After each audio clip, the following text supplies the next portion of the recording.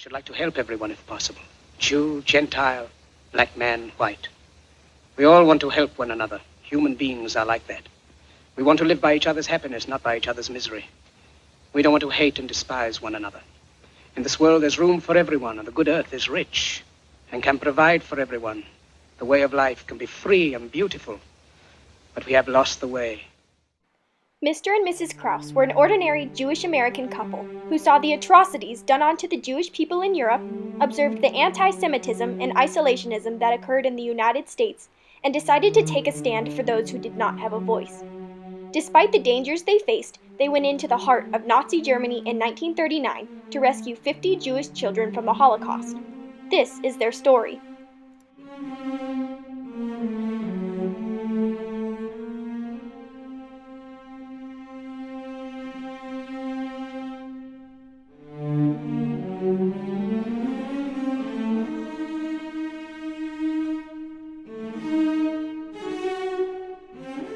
In the 1930s, anti-Semitism grew rampant through parts of the Western world. United States' isolationism in the 1930s made it extremely difficult for Jews seeking refuge from Nazi Germany to migrate to America. Now the idea was that Jews were a separate people, arguing that the entire Jewish race, as they defined it, was a parasitical people. They lived off the efforts of others.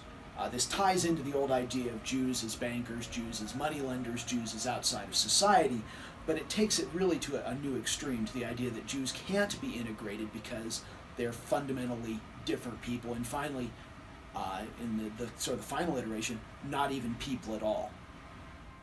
The hurdles that German and Austrian Jews had to overcome to receive a visa were overwhelming. The United States required documents that were often impossible to obtain. President Franklin D. Roosevelt was unable to pass legislation to make it easier for them to migrate because of the fear of losing re-election with his isolationist nation. Gilbert and Eleanor Krauss were an American Jewish couple in Philadelphia. Gilbert Krauss was a lawyer as Eleanor Krauss took care of their 2 children. In 1939, the president of Independent Order B'rith Shalom, Louis Levine, approached Gilbert with the idea of saving Jewish children trapped in Nazi Germany. He offered to plan the mission out with him, fund it, and give him a 25-bedroom country retreat to use for the kids for the summer that they arrived in the United States. The Krausses were aware of the injustices being done on to the Jews in Nazi Germany, such as their exclusions in the workforce and school system, making it hard for the Jewish people to live. The couple was also aware of the working camps that started in Nazi Germany and Austria, where hundreds of Jews were rounded up from their homes and taken. Both Gilbert and Eleanor agreed to the rescue mission and immediately started to plan their stand against Nazi control in Germany. Mr. Krauss and Levine traveled to Washington, D.C.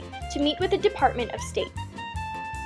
Mrs. Krauss started working on affidavits for the children to prove sponsorship and support for each child's immigration to the United States. While working on these affidavits, she received help from the Hebrew Immigrant Society. With help from the society, she was informed about necessary legal documents and the importance of showing financial security. After 4 weeks of working on them, she finished 54. They planned to save 50 children, but she made 4 extra in case some fell through. The Krausses had to work with the current legal system regarding immigration. There was a stringent quota system in place. Because of the Great Depression, the United States was hesitant to let anyone in the country that would not easily find work. The legal system made it much more difficult for the Krausses to rescue the children, but they worked closely with State Department officials. The Krausses' idea to get visas was to use dead number visas. Dead number visas were pre-approved visas that were rejected or returned at the last minute by people who couldn't leave at their time of departure. Mr. and Mrs. Krauss met with Undersecretary of State George Messersmith, who believed that their idea of using the visas might work, but they must speak to the U.S. consul in Berlin to get a direct answer. The Passport Division warned the Krausses that the German political atmosphere was not a safe place for women. Eleanor then suggested that their friend Robert Schless should travel with Mr. Krauss. He was a doctor, spoke fluent German, and could help review the candidates for immigration. Schless and Krauss left from New York on April 7, 1939 for Germany. Once Gilbert arrived in Berlin, he saw that Nazi stormtroopers filled the city.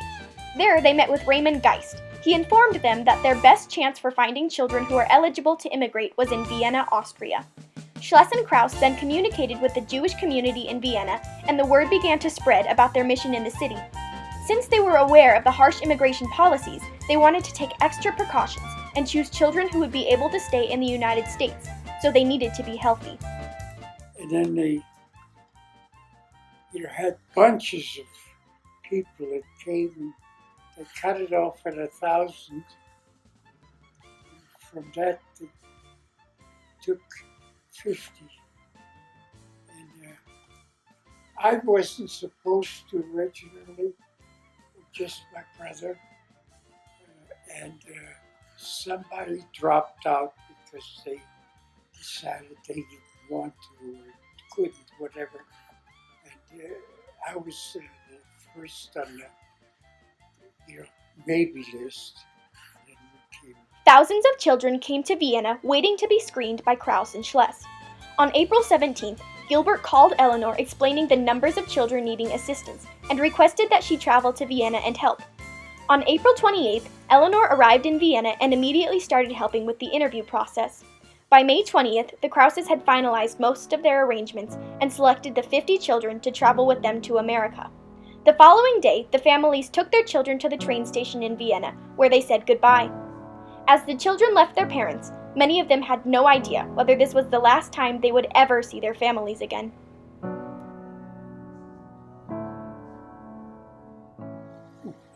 It was horrible. I mean, remember, we had no way of knowing whether we'll ever see our parents and sister again. It's more than horrible. They traveled to Berlin to go to the U.S. Embassy and receive the rest of the children's visas, German passports, and to provide the affidavits that Eleanor prepared.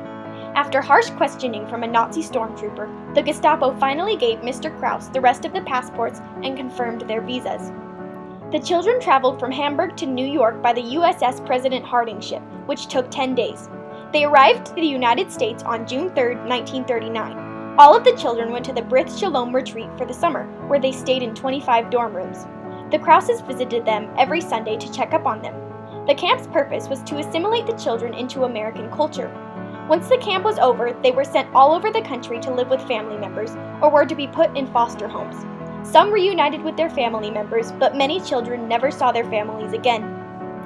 The Krauses received criticism from the Jewish community because of the worry that by bringing large groups of Jews into the United States, anti-Semitism would grow even larger. Since the Krauses went against the criticism of their peers, they completed an act of selflessness that saved 50 children from being victims of the Holocaust, and saved the generations that followed their families as well. They also made it easier for their relatives to obtain visas since their children were already in the United States. The Krauses' actions could be used in crises going on in the world today. The United States' pattern of isolationism and denying refugees made Mr. and Mrs. Kraus taking a stand substantially more poignant in today's society. There's places all over the world that these people are not wanted. They didn't do anything. Whenever we assign characteristics, social characteristics, political characteristics, to a group of people, we are in danger of doing exactly what Hitler and the Nazis did when we say there is a race of people in this world and they behave in this manner, they have these commonalities. We're essentially closing the doors to understanding. We're closing the doors to toleration. This rescue mission, completed by an ordinary Jewish-American couple, was the largest private rescue mission into America. Between 1938 and 1941, over 300,000 German Jews applied for visas in the United States, and most were unsuccessful. 1.5 million children were killed in the Holocaust. This Jewish-American couple, willingly traveling to Nazi Germany in the midst of fear and saving 50 child refugees, made a substantial difference in history. Let us fight to free the world, to do away with national barriers, to do away with greed, with hate and intolerance. Let us fight for a world of reason. In the name of democracy, let us all unite!